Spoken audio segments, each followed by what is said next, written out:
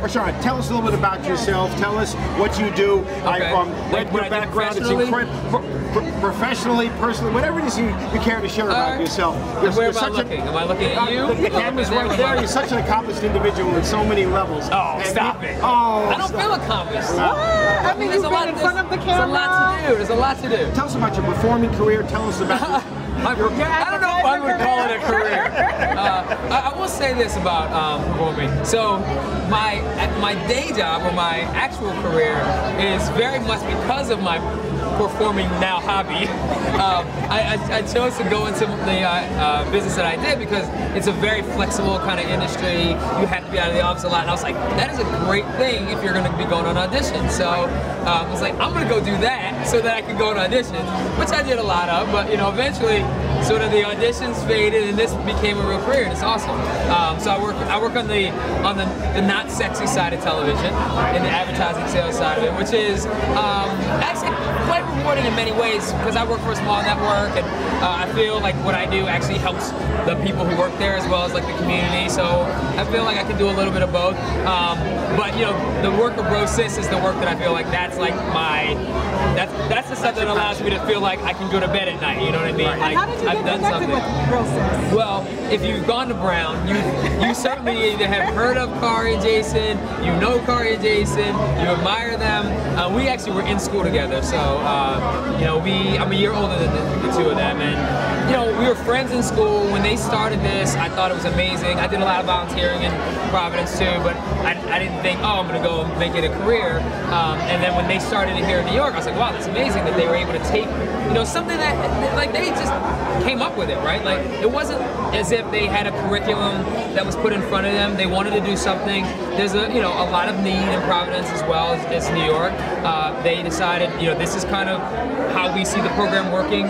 We're young men who have something to give, and we think that we can make a difference, and they did, and then they brought the model here. And obviously over the years, they've added a lot of pieces, and it's worked really well. I always like to say, I think being in the U.S., there's always like, what's the one thing, or what's the magic bullet? And I'm like, there isn't one. Like, they're there every day, 24/7. Like, they're never not there for the young people, right?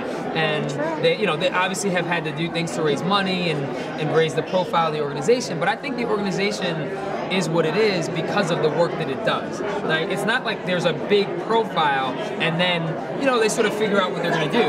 The work is really what has created that, right? It is the effect they've had that has allowed the organization to get the profile that it has, which is rare for one that's really, you know, rooted in, you know, community, I think.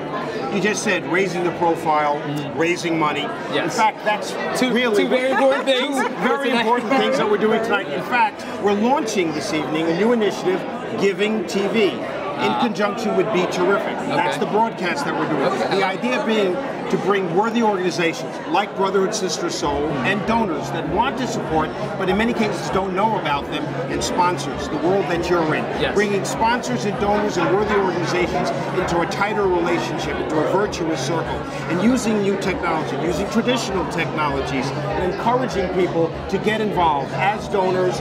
Those of you that are part of organizations that could be sponsors, or if you're part of a worthy charitable philanthropic organization, we want to work with you. And I'm sure you encourage those watching here to be involved. Absolutely. I think one of the things that is super important about giving is that, you know, it's all about community, right? So community is, I think, it is the pillar of everything. Whether you're a business owner, whether you're, you know, a mom raising your kids, whatever it is, the community is really the thing that you know, keeps everything together. And community is made up of the people.